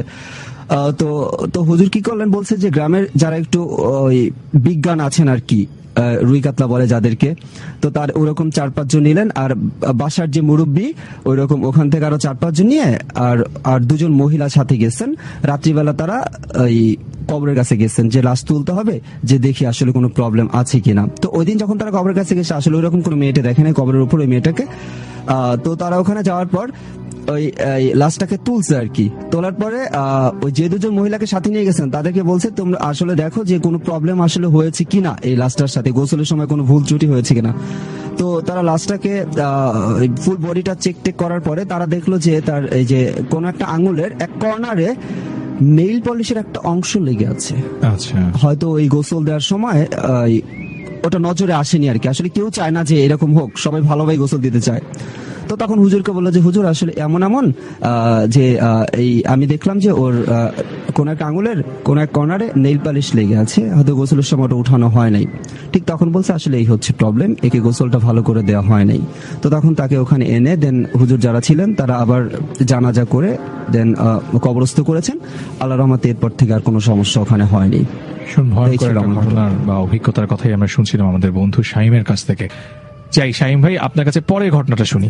ধন্যবাদ উদয় ভাই আমাকে আরেকবার সুযোগ করে দেওয়ার জন্য। এই ঘটনাটা হচ্ছে আমার নানা বাড়ির ঘটনা। এটা হচ্ছে গিয়ে আমাদের মুলাদি থানার, বরিশাল জেলার মুলাদি থানাধীন একটা প্রত্যন্ত অঞ্চল। তো এই ঘটনার সাক্ষী আসলে সবাই, আর এটা সবাই জানে। ইভেন এই ঘটনার স্ক্রলিংটা কোনো একটা টিভিতেও এসেছিল আর কি। হ্যাঁ, তো বেশ পরিচিত একটা ঘটনা আমাদের মুলাদি থানাতে, ওই অঞ্চলটাতে। বিষয়টা হচ্ছে আমাদের নানা বাড়ির রাজ্জাক নামে একজন আমার মামা ছিলেন, আমার নানা বাড়ির আর কি একজন। তো উনি আমার আপন মামা না, ঠিক ওই বাড়ির একজন ছিলেন আর কি। তো ওনার সাথে ঘটে যাওয়া ঘটনা। ওকে, তো ঘটনার প্রেক্ষাপটটা আমি একটু আগে বলতে চাই, হ্যাঁ, মূল ঘটনায় যাওয়ার আগে, যে আসলে আমার নানা বাড়িটা অনেক বড়, তালুকদার বাড়ি, খেজুরতলা নামের একটা জায়গা। তো ওই বেশ নাম করা মানুষ তারা, এবং নাম করা বাড়ি ওটা। তো বাড়িটাও বেশ বড়, বাট এর মধ্যে রাজ্জাক মামার ঘরটা যেখানে, ওটার পাশে ঠিক ছাড়া বাড়ি নামে একটা জায়গা বলা, যেখানে কোনো ঘরটর থাকে না আর কি। হ্যাঁ, আর ওই জায়গাটা ভীষণ ভয়ানক, একটু হন্টেড বলাও চলে, কারণ ওখানে কবরস্থান আছে, বড় বড় তাল গাছ আছে, তারপর বেশ পরিত্যক্ত অনেক জায়গা আছে, জমি আছে খালি খালি, এইরকম একটা জায়গা। হ্যাঁ, তো ওই ঠিক জঙ্গলটার পাশেই ছিল ওই মামার ঘরটা আর কি। তো যাই হোক, ওনার সাথে আসলে অনেকদিন ধরে অনেক ঘটনা ঘটেছে, এটা বিষয় না। তো মূল বিষয়টা হলো যে এর পাশাপাশি আমার কিছু ঘটনা, মানে ঘটনার কথা শেয়ার করতে চাই। যে মূল ঘটনার আগে, যে ওখানে আমার মামাতো ভাই, ওর নাম হচ্ছে আসিফ, যে ওরা যে ছাড়া বাড়িটার কথা বলেছি, গ্রামাঞ্চলের ভাষা ওটাকে ভিটা বলে আর কি। তো ওই ভিটাতে আসলে অনেক ভয়ানক স্টোরি আছে। যেমন আমার মামাতো ভাই একদিন রাত্রিবেলা ওর কিছু ফ্রেন্ড নিয়ে মোবাইলে কথা বলতে বলতে, আড্ডা দিতে দিতে ওই জঙ্গলের মধ্যে চলে যায় আর কি, জঙ্গলটার পাশে চলে যায়। ওখানে একটু বসার জায়গাও করে দিয়েছে। তো ওরা যখন চলে যায়, তখন হঠাৎ করে আসিফ ফিল করতেছে, আমার যে মামাতো ভাই, যে ওকে কে যেন টেনে ওই যে একটা পরিত্যক্ত জায়গার মতো আছে, ডোবার মতো আছে, তার মধ্যে নিয়ে যাচ্ছে, বাট ও কাউকে দেখতে পাচ্ছে না। এখন ওর ফ্রেন্ডসরা এটা দেখে আসলে কেউ কেউ ভয়ে দৌড় মারছে, আবার কেউ কেউ ওখানে দাঁড়া ওকে হেল্প করার চেষ্টা করতেছে, কিন্তু আসিফকে জোর করে টেনে নিয়েই যাচ্ছে ওই ডোবাটার মধ্যে। তো আসিফ এটা দেখে তো ও তো চিৎকার মারলো, আর যে দু একজন ফ্রেন্ড ওরা বাড়িতে দৌড়িয়ে চলে আসলো, ওরাও গিয়ে চিৎকার করলো যে আসিফকে আসলে ওখানে টেনে নিয়ে যাচ্ছে। তো সবাই এসে টেসে আসিফকে ওখান থেকে উদ্ধার করলো। তো এরকম একটা ঘটনা। আর নুরুল ইসলাম নামে আমার একটা ভাই আছে, আমার মামা বাড়ির মামাতো ভাই পরিচিত আর কি। তো উনি রাত্রে প্রায় মাছ ধরতেন আর কি, ওই জঙ্গলটার পাশেই, ভিটার পাশেই যে ডোবাটা আছে, তার পাশে একটা পুকুরের মতো ছিল আর কি, কবরস্থানও আছে ওখানে একটা। তো ওখানে মাছ ধরতেন। পুকুর ঠিক না উদয় ভাই, ওটা আসলে যে বর্ষাকালে দেখা যাচ্ছে যে ঠিক জঙ্গলের পাশে যে, হ্যাঁ, পানি জমে থাকে, যে ঝিলের মতো একটা জায়গাটা, ওখানে রাত্রে তিনি প্রায় সময় মাছ মারতে যেতেন, হয়তো জীবিকার তাগিদে হোক বা যে পেশন থেকেই হোক আর কি। তো উনি একদিন রাত্রে মাছ ধরে আসতে লাগছেন। তো উনি দেখেন কি হঠাৎ ওখানে যে তাল গাছের উপর থেকে কে যেন নেমে আসতেছে, সাদা শাড়ি পরা। তো উনি ভীষণ সাহসী মানুষ ছিলেন। তো উনি বললেন যে আসলে কি হবে, তোর একটা মাছও দিব না আমি। হ্যাঁ, তো উনি বললেন মাছ ছাড়া তোকে আমি ছাড়বো না। তো এইভাবে করে করে মোটামুটি তাদের সাথে তর্ক বিতর্ক হচ্ছে। তো তাল গাছ থেকে উনি লাফ দিয়ে বাঁশের ঝাড়ের মতো একটা আছে, ওইখানে চলে যাচ্ছে। নুরুল ইসলাম ভাইয়ের সামনে আসতেছে, আর ওইটাও চলে আসতেছে আর কি। তো এইভাবে চলে আসতে তো নুরুল ইসলাম ভাই দোয়া দূর যা জানে পড়ে নিজেকে মোটামুটি বন্ধ করে দেন, যে আমি এখান থেকে নড়বো না, তুই পারলে আমার যা করিস। পরে ওই যে যাকে দেখেছে ভূত বা জিন, আমরা যাই বলে না কেন, ওটা বলতেছে যা তোরা আজকের মতো বাঁচায় দিলাম, কিন্তু তুই তো প্রায় মাছ ধরতে আসিস, দেখিস তুই কয়দিন বাঁচতে পারিস। যাক, এইরকম একটা প্লেস আর কি ওটা। তো যাকে নিয়ে কাহিনী আমার রাজ্জাক মামা। তো উনি, এটা হচ্ছে বছর খানেক আগের ঘটনা। তো উনি আসলে মেন্টালি একটু ডিপ্রেসড হয়ে যান, একটু অ্যাবনর্মাল আচার-আচরণ করা শুরু করেন, সবার সাথে ঠিকভাবে খেতেন না বা ঠিকভাবে কথা বলতেন না মানুষের সাথে। তো একদিন সকালবেলা আমার যে আপন মামাতো বোন, ওর নাম হচ্ছে ইলমা। তো রাজ্জাক মামা খুব সকাল আজানের পরই, তো গ্রামের মানুষের সাধারণত খুব সকালে ঘুম থেকে উঠে যায় আর কি। হ্যাঁ, তো রাজ্জাক মামা কি করছে, ইলমাকে ডেকে বলতেছে আয় তো আমার সাথে যাবে, একটু জঙ্গলের দিকে চল। তো ইলমা তো বুঝে না, ইলমার বয়স হচ্ছে 7 বা 8 এরকম। তো ইলমা বলছে কেন যাবো, বলছে আয় একটু জঙ্গলের দিকে যাই। তো ইলমাকে নিয়ে যেতে লাগছে। এখন এর মধ্যে একজন দেখছে, রাজ্জাক মামার যে ওয়াইফ, আমার মামি, উনি দেখেছেন যে ইলমাকে নিয়ে যাচ্ছে। এখন উনি জিজ্ঞেস করছে কি ব্যাপার, তুমি ইলমারে নিয়ে কই যাও? পরে বলতেছে আরে ওরে নিয়ে একটু ঘুরে আসি। বলছে না ওইখানে ওরে নিয়ে যাওয়ার দরকার নাই। এরপরেই উনি দৌড়ে গেছে ইলমার আনতে, যে তুমি ওরে নিয়ে যাও, তোমার যাওয়ার ইচ্ছা থাকলে তুমি যাও, তুমি তো মেন্টালি ডিপ্রেস, তুমি ঠিক নাই। পরে সে ইলমাকে ছাড়বে না। তো আমার যে আপন মামা, মুসলিম মামা, আমার ছোট মামা, তো উনি ওনাকে আবার ডাক দিচ্ছে, আমার ওই মামি আর কি। তো ডাক দেওয়ার পর ছোট মামা গিয়ে ইলমাকে নিয়ে আসছে। ইলমা বলছে আব্বু আমাকে ওইদিকে নিয়ে যাচ্ছে, আমাকে কি যেন দেখাবে করে ওইদিকে নিয়ে যাচ্ছে। হ্যাঁ, টাকা নিয়ে যাচ্ছে ওইদিকে। তো এরকম বলার পরে মামা ইলমাকে নিয়ে আসলো, রাজ্জাক মামাকে নিয়ে আসার চেষ্টা করলো, কিন্তু রাজ্জাক মামা আসবে না আর কি। তো এই ঘটনা সকালের দিকে আর কি, খুব ভোরে।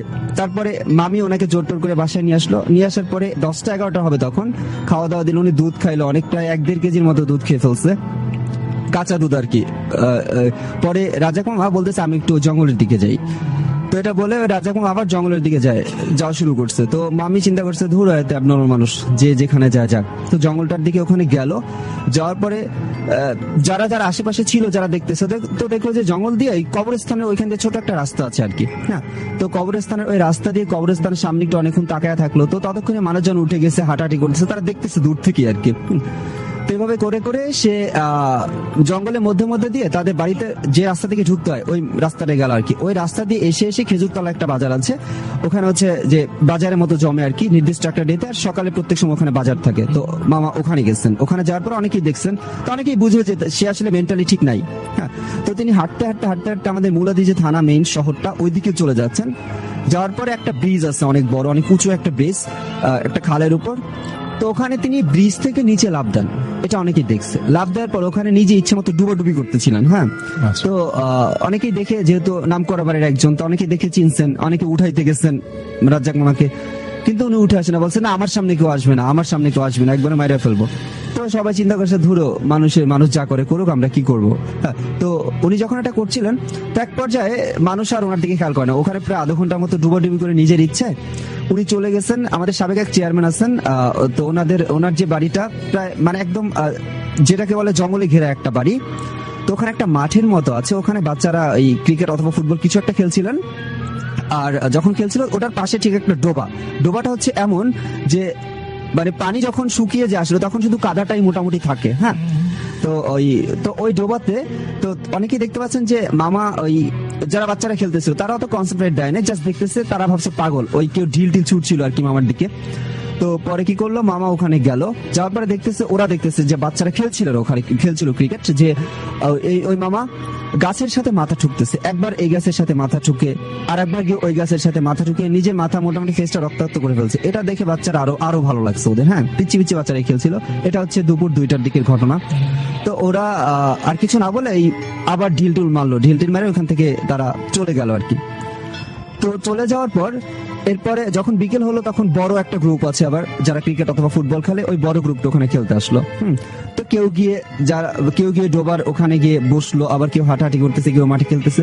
তো একজন হঠাৎ করে তার চোখ পড়লো ডোবার দিকে, তো দেখে কি যে মামার মাথাটা পুরোটাই নিচে ডোবার, আচ্ছা। তার পা দুটো হচ্ছে উপরে। এটা দেখে তো চিৎকার দিয়ে উঠলো। তো যখন চিৎকার দিল তখন পাশে যারা খেলছিল বা আশেপাশে হাঁটাহাঁটি করছিল মোটামুটি ছেলেগুলো সবাই গেল। যাওয়ার পরে দেখে যে এই পরিস্থিতি, একজন এই ডোবায় তার মাথাটা নিচে গেড়ে আছে আর কি। হ্যাঁ, শুধু পা দুটো দেখা যাচ্ছে। তো তারা আর কেউ সাহস করলো না। ওই গ্রামের এক মুরব্বী বললো না, এখানে হাত দেওয়ার দরকার নাই, এটার কেসটা ভিন্ন। তো তারা ওই থানায় ফোন করলো, মুলাদি থানাতে, লোকাল যে থানা। ফোন করার পর থানা থেকে লোকজন আসলো। তো আসার পরে তাকে উঠিয়ে ওই তো অনেকেই তো চিনতে পারছে আর কি যে হ্যাঁ এটা তালুকদার বাড়ির অমুক। তো ওখান দিয়ে তালুকদার বাড়ির আরেকজন আছে আমাদের সিরাজ ভাই বলে আমরা চিনি। তো উনি মুলাদি থেকে বাজার করে আসছিলেন বিকেলের দিকে। আসার পর উনি দেখলেন যে অনেক মানে ওখানে হচ্ছে আর কি, সবাই জটলা পাকিয়ে আছে কোনো একটা কিছুকে ঘিরে। তো উনি বাস থেকে নেমে জাস্ট ওখানে গেলেন দেখার জন্য, যা দেখেই উনি চিনে ফেলছেন যে আর এটা তো আমাদের রাজ্জাক। হ্যাঁ, তো উনি চিৎকার দিয়ে উঠলেন, চিৎকার দিয়ে ওই ফোন দিল সবাইকে বাড়িতে। ফোন দেওয়ার পরে সবাই গেল আর কি ওখানে। যাওয়ার পরে দেন কান্নাকাটির একটা রোল পড়ে গেল। তো মামা তো মারাই গেছে ততক্ষণে, বাড়িতে নিয়ে এসে কবরস্থ করেছে। কবরস্থ করার বিষয়টা আসলে এখানেই শেষ হলে হয়তো ভালো ছিল। হ্যাঁ, তো রাজ্জাক মামাকে কবরস্থ করার পরে দেন যেদিন আমি মার মুখে শুনেছি, আমি যাইনি আর কি, আমার মা ছিল ওইখানে। মা এটা শুনে আমার গ্রামে চলে গেছে। আর আমার মামাতো ভাই আমাকে ফোনে বলেছে বা যারা ছিল, যখন মামাকে গোসল দিল, ওই যা ওনাকে পোস্টমর্টম করে নিয়েছে, পুলিশি কেস তো, তাকে ওই মুলাদি থানায় নিয়ে ওখান থেকে বরিশাল নিয়ে পোস্টমর্টম করে দেন তাকে গ্রামে নিয়ে আসছে। যা হোক, একটা অডর করছিল আর কি, ব্যাড স্মেল করছিল, এবং ব্যাড স্মেলটা এতটাই তীব্র যে আসলে মানুষ জানাজাও পড়তে পারছে না, গোসল করতেও কেউ ওনার কাছে যেতে পারছে না, বা ওনার আশেপাশে কেউ ঘিসতেই পারছে না। তো যে যেভাবে পারুক কোনো মতে ওনাকে কবরস্থ করে রেখে আসছে। কবরস্থ করে রেখে আসার পরে ওই কবরটা করেছে ওই যে আমি একটু ভিটার কথা বলেছিলাম আর কি, ওই ভিটার এক পাশে যে বলেছিলাম একটা কবরস্থান আছে, ওখানে কবরস্থ করেছে। তো কবরস্থ করার পরে দেন রাত্রিবেলা হঠাৎ করে বাড়ির মানুষজন শুনতে পারলো যে অনেক কুকুরের আওয়াজ হচ্ছে ওই কবরের ওইখান থেকে। হ্যাঁ, কুকুরের আওয়াজ হচ্ছে, কুকুর অনেক ডাকাডাকি করতেছে রাত্রিবেলা। তো আমার ছোট মামা আবার, যে মুসলিম মামার কথা বলেছিলাম, তো উনি আবার ওই সাহস করে একটু গেলেন। যাওয়ার পর দেখে যে অনেকগুলো কালো কুকুর, 5-7টা কালো কুকুর এই কবরটা খুঁড়তেছে। কবরটা খুঁড়তেছে। তো এটা দেখে মামা মোটামুটি ভয় পেয়ে ওখানে গেল না, চলে আসলো। তো সকালবেলা ওকে তখনই সবাইকে বলছে যেমন এমন, তো সবাই বললো যে না রাত্রে যাওয়ার দরকার নাই, তো সকালে দেখি কি করা যায়। তো সকালে গিয়ে কবরটা মোটামুটি আবার ঠিকঠাক করে আসলো। তো পরবর্তীতে এরকম আরো 4-5 দিন ঘটতেছিল আর কি, যে আসলে কবরটা ওই বারবার ওই কিছু কুকুর ডাকতেছে, কুকুরগুলো হচ্ছে কালো, ওই রকম সাইজ একটু বড় কুকুরের মুখটা একটু লম্বা, এরকম কুকুরগুলো আসলে ওটা খুঁড়ে বলতেছে। তো পরবর্তীতে সবাই কি করলো, আবার ওইখানে গিয়ে ভালো হুজুর দিয়ে দোয়া দরুদ পড়লো, তারপর থেকে আস্তে আস্তে প্রবলেমটা কমে আসছে আর কি। এই ছিল ঘটনা। আরো একটা দুর্ধর্ষ ঘটনা আমরা শুনছিলাম আমাদের বন্ধু শাইমের কাছ থেকে। সো এই রকমের ঘটনাগুলোই কিন্তু আমরা শুনতে চাই মূলত ভূত স্টুডিওর প্রত্যেকটা এপিসোডে। আমরা একটা ছোট্ট গল্প শুনবো, খুব ছোট একটা গল্প শুনবো, হয়তো আমাদের হাতে মিনিট 5 মতো সময় আছে। এই গল্পটা শুনে অনুষ্ঠানটা আমাকে শেষ করতে হবে। সো শাইম ভাই, আপনার কাছে চলে আসি গল্পে। ধন্যবাদ উদয় ভাইয়া আমাকে আরো একবার সুযোগ করে দেওয়ার জন্য। এটা হচ্ছে মূলত ঢাকা চিটাং হাইওয়ে রোডের একটা ঘটনা। এটা অনেক আগে ঘটে যাওয়া, এবং এটাও কখনো কোনো একটা জাতীয় পত্রিকা এসেছিল আর কি। হ্যাঁ, আচ্ছা। ঘটনাটা হচ্ছে এমন যে ঢাকাতে কোনো এক ব্যক্তি, তিনি কোনো একটা কোম্পানিতে কর্মরত ছিলেন তখন। তো হঠাৎ করে তার কোনো একটা কাজ পড়ে গেল। যে কাজ পড়ে গেল বলতে এটা অফিসের কাজ, অফিসের বস বলেছিল তাকে চিটাং যেতে হবে। তো তিনি প্রথমে রাজি হলেন না, বললেন যে আমার ওয়াইফ আসলে অসুস্থ, আমি অতদূর যেতে চাচ্ছি না। কিন্তু সে বলে ভীষণ ইমার্জেন্সি, আপনাকে যেতেই হবে, দরকার হলে আপনি গিয়ে আবার পরদিন চলে আসেন। হ্যাঁ, তো সে গেল।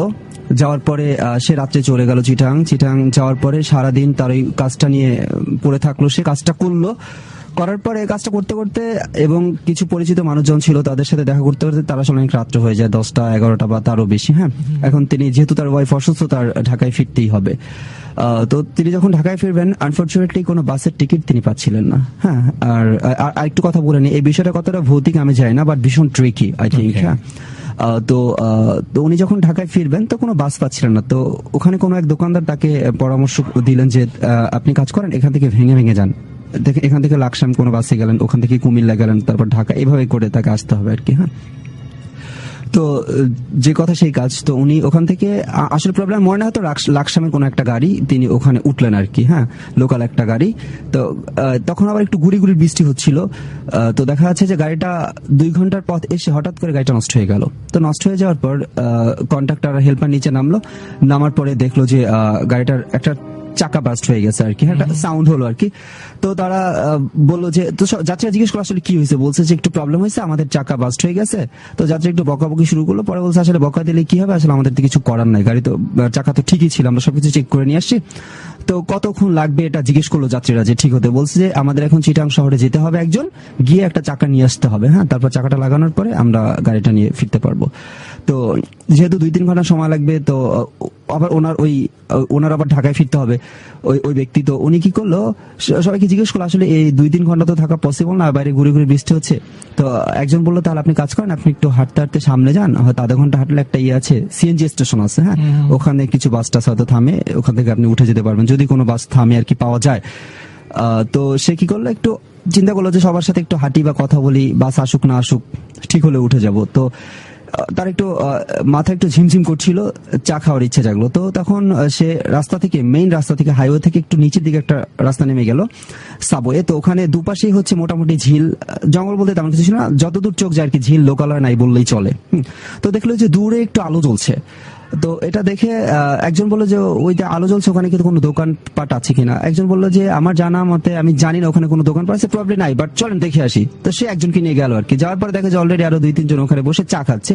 একটা ছোট ওই যে চটের একটা দোকান, জাস্ট তেমন একটা ফ্লাক্সে বসে একজন চা বিক্রি করছেন, আর সাথে কিছু বিস্কিট, সিগারেট। তো তিনি সিগারেট কাউকে দিচ্ছেন না, সিগারেট চাচ্ছে, বলছে সিগারেটে প্রবলেম আছে, বা এটা আমাদের প্যাকেট আছে, সিগারেট না, এরকম কথা বলছেন। তো ওই সবাই চা খাচ্ছেন, চাটা খেয়ে যে যার মতো বাসের দিকে চলে আসেন, রাস্তার দিকে চলে আসেন। এখন উনি আরো 1 কাপ চা খাওয়ার জন্য বসেছিলেন আর কি। তো ওনাকে আরো 1 কাপ চা দেওয়া হলো। চা দেওয়ার পর ওই চাওয়ালা বলতেছিল ঠিক আছে আপনি এখন ওই বাসে চলে যান। হ্যাঁ, যে বাস থেকে আসছেন ওই বাসে আপনি চলে যান। হ্যাঁ, আপনার বাস হয়তো ঠিক হয়ে যাবে। সে চিন্তা করলো আচ্ছা ঠিক আছে যাই। তো যাওয়ার পরে বাসের ওইখানে গেল, যাওয়ার পরে তারা বলছে আরো সময় লাগবে, এখনো লোকটা আসেই নাই। তো এর মধ্যে ফোন আসলো যে সে চাকাও পাচ্ছে না, যে চিটাং গেল চাকা আনতে, সে চাকাও পাচ্ছে না, এখান থেকে ওখান থেকে ঘুরতেছে। তো এটা শুনে সে ওই মোটামুটি এই গুড়ি বৃষ্টির মধ্যেই, তখন যে ড্রিজলিংটা হচ্ছিল তার মধ্যেই সে মোটামুটি রওনা দিল আর কি। তো একজন ওই যে আগে পরামর্শ দিয়েছিল হয়তো সামনে আপনি গাড়ি পেলেও পেতে পারেন। তো তো হঠাৎ করে সামনে আসার পর তার সামনে চাওয়ালা পড়ে গেল। চাওয়ালা বলতেছে কি ব্যাপার, আপনি এদিক যাচ্ছেন কেন? বলছে যে গাড়ি ঠিক হতে সময় লাগবে, আমি ওখানে যাবো না, দেখি অন্য কোনো গাড়ি পাই কিনা। চাওয়ালা তাকে মোটামুটি ইনসিস্ট করলো যে যান, আপনি গাড়িতে যান। সে বললো যে আমি গাড়িতে যাবো, আর গাড়ি ঠিক হতে সময় লাগে, আমি এভাবে যাই, আপনি আপনার কাজে যান। বলে ওকে ঠিক আছে, এটা বলে চাওয়ালা চলে গেল। সে মোটামুটি আর 10 মিনিটের মতো হাঁটলো আর কি ঢাকামুখী ওয়েতে। তো হাঁটার পরে হঠাৎ করে তার সামনে আবার ওই চাওয়ালা পড়ে গেল। চাওয়ালা বলতেছে আপনাকে আমি যেতে বলছি না ওই গাড়িতে, মোটামুটি ধমক সুরে বললো। সে বললো যে ভাই আমি আসলে গাড়িতে যাই বা না যাই সেটা হচ্ছে আমার ব্যাপার, আপনি আপনার পথে যান, আমি আমার ব্যাপার। আপনি একটু পরপর কোত্থেকে আসছেন? আপনার তো যাওয়ার কোনো জায়গাও দেখছি না, আপনাকে দেখলে তো আমি রাস্তায় দেখবো। তাই বলে দেখলো হঠাৎ করে লোকটা নাই, তো সে ভাবলো হয়তো কোথাও চলে গেছে এই সেই। আবার হয়তো 5 মিনিটের মতো হাঁটলো, হাঁটার পরে ঠিক আবার এই চাওয়ালার সামনে চলে আসলো। আসার পরে মোটামুটি তাকে ধমকের সহিত বলতেছে তুই এখন ওই বাসে যাবি আর কি, যে বাস থেকে আসছিস ওই বাসে যাবি, তুই সামনে একটু আগাবি না। হ্যাঁ, ওই বাস তোরে ডাকতেছে, ওই বাস ঠিকই হয়ে গেছে। তো এটা বলার পর তার মনে একটু খটকা লাগলো যে বিষয়টা আসলে প্যারানরমাল কিনা, কারণ আমিও তো রাস্তা দিয়ে যাচ্ছি, বাট চাওয়ালা আমার সাথে হেঁটে যাচ্ছে না, বাট সাডেনলি সে আমার সামনে চলে আসতেছে। তো এর মধ্যে হঠাৎ করে ঝুম বৃষ্টি শুরু হয়ে গেল। যখন ঝুম বৃষ্টি শুরু হলো তখন দূরে একটা ইটের ভাটা, আর আমরা জানি যে ইটের ভাটার কর্মচারী যারা থাকে কাজ করে তারা সাধারণত ইট দিয়ে, খোলা ইট দিয়ে মোটামুটি ঘরের মতো বানিয়ে ওখানে তারা থাকে আর কি। তো সে দেখলো ছোট্ট একটা ঘর আছে, সে দৌড়ে ওখানে চলে গেল আর কি। চলে যাওয়ার পর সে ওখানে গিয়েও যেটা দেখলো আসলে যে ওই চাওয়ালা ওখানে বসে আছে। আচ্ছা, বলতেছে আপনি এখানে, ভারী একটা গলায় বললো আর কি। বলছে যে আপনি এখানে, আপনাকে তো আমি দেখতে পাই না, বাট আপনি একটু পরপর কোত্থেকে আসছেন? আসলে উদয় আমার শরীরে পশমগুলো দাঁড়িয়ে যাচ্ছে আর কি, লোমগুলো দাঁড়িয়ে যাচ্ছে, যে মানে বিষয়টা একটু কেমন জানো। চাওয়ালা একটু পরপর দেখতেছে, তো সে তা দেখতেছে পান খেলে যেমন দাঁত লাল হয়ে যায় ওরকম দাঁত লাল করে সে বলতেছে, ফিকি ফিকি হাসতেছে, বলছে তোরে আমি কইছিলাম না তুই এই বাসে যা, তুই বাসে যাওয়াই লাগবে, তোর কোনো বাস নেই এদিকে। হ্যাঁ, তো এরকম বলা টলা পরে সে মোটামুটি ভয় পেয়ে ওখান থেকে বের হয়ে আসে যে কি ব্যাপার, চাওয়ালা কোত্থেকে আসে একটু পরপর। Of course there is something wrong. হ্যাঁ, তো এটা চিন্তা করার পরে সে ভাবলো যে দূরে একটু আলোর মতো দেখা যাচ্ছে, ভাবলো যে ওখানে হয়তো সিএনজি স্টেশন আছে। আর সিএনজি স্টেশনে গেলে দেখা যাচ্ছে গাড়ি হাইওয়েতে অন্য কোথাও না থামলে, অন্তত সিএনজি স্টেশনে থামলে রিকোয়েস্ট করলে হয়তো উঠে নিতে পারে। তো সে আর গেল না। তো চাওয়ালা তো সে যাচ্ছে, যাওয়ার পরে হঠাৎ করে একটা মাইক্রো তার সামনে এসে থামলো আর কি। ওইদিকে আলো লক্ষ্য করে তিনি যাচ্ছিলেন, একটা মাইক্রো এসে তার সামনে থামলো। থামার পরে মাইক্রোটা গ্লাস খোলার পরে বললো যে কিরে দোস্ত তুই? বলছে তুই কি এখানে? পরে বলছে আমি তো চিটাং থেকে ঢাকা যাচ্ছি। বলছে তুই এই রাস্তার মধ্যে বৃষ্টির মধ্যে কি করিস? বলছে দোস্ত এই ঘটনা, আমি আসলে বাস নষ্ট হয়ে গেছে, বাট আমাকে কি ইনসিস্ট করছে কোনো চাওয়ালা এখানে যাওয়ার জন্য। বলছে প্রবলেম থেকে গাড়িতে আয়। সে গাড়িতে চলে আসলো ঢাকায়। তো ঢাকা চলে আসার পরে 2-1 দিন পরে সে কোন একটা জাতীয় পত্রিকা দেখলো যে ওই চিটাং ঢাকা হাইওয়েতে কোন একটা গাড়ি অ্যাক্সিডেন্ট করেছে আর কি। হ্যাঁ, গাড়িটার যে নামটা, তো সে ওই গাড়িতে আসতেছিল। তো সে এটা শোনার পর তার একটু কৌতূহল জাগলো যে আসলে এই নামের একটা গাড়িতে তো আমিও আসতেছিলাম, এবং ওই দিনই যে তারিখটা ছিল আর কি। তো সেই কৌতূহলবশত যে কোনো মানুষের মাধ্যমে এই খবর নিল। খবর নিয়ে তিনি জানতে পারলো যে আসলে ওই পরিবহন বলতে ওইখানে ওই নামে একটাই গাড়ি ছিল আর কি ওই মালিকের। ওই গাড়িটা অ্যাক্সিডেন্ট হওয়ার পর ওখানে আসলে ড্রাইভার, হেল্পার সহ যে কজন যাত্রী ছিলেন সবাই মারা গেছেন। তো মারা যাওয়ার বিষয়ে একটু তিনি আসলে ভয় পেলেন যে আসলে কি হলো। তো তিনি আসলে এর মাঝখানে তার এই ওয়াইফের ডেলিভারি হলো, তার বেবিটা মারা গেল আর কি। মারা যাওয়ার পরে সে ভীষণ ডিপ্রেসড হয়ে গেলেন। কোনো একটা হুজুরের পরামর্শ নিলেন, হুজুর জানতে চাইলেন আসলে কি হয়েছে। বলছে আসলে এই ঘটনা, এরপর আমি আসলাম, আমার ওয়াইফকে আমি হসপিটাল নিলাম, বাট আমার বাচ্চাটা মারা গেল আর কি। তো ওয়াইফ দেন হুজুর বললো যে আসলে বিষয়টা হচ্ছে কি এমন যে আপনি আসলে যেখানে আছিলেন ওটা আপনার সাক্ষাৎ একটা আজরাইল ছিল। হ্যাঁ, যিনি চাচ্ছিলেন যে আপনি বাসে চলে যান, আর যদি আপনি বাসে চলে যেতেন কোনো মতে, তাহলে আপনি অ্যাক্সিডেন্ট করে আপনি মারা যেতেন, বাকি সবার সাথে কেউ বাঁচে নাই। তো এই জন্য সে যেহেতু আপনাকে মারতে পারে নাই, এই জন্য সে আপনার বাচ্চাকে মেরে ফেলছে। তো এই ছিল আমার ঘটনা উদয়। ডিফারেন্ট কেস, ডিফারেন্ট রকমের আরো একটা ঘটনা শুনছিলাম আমাদের বন্ধুর কাছ থেকে, এবং এই ধরনের ঘটনাগুলোই কিন্তু আমরা মূলত ভূত স্টুডিওতে শুনতে চাই।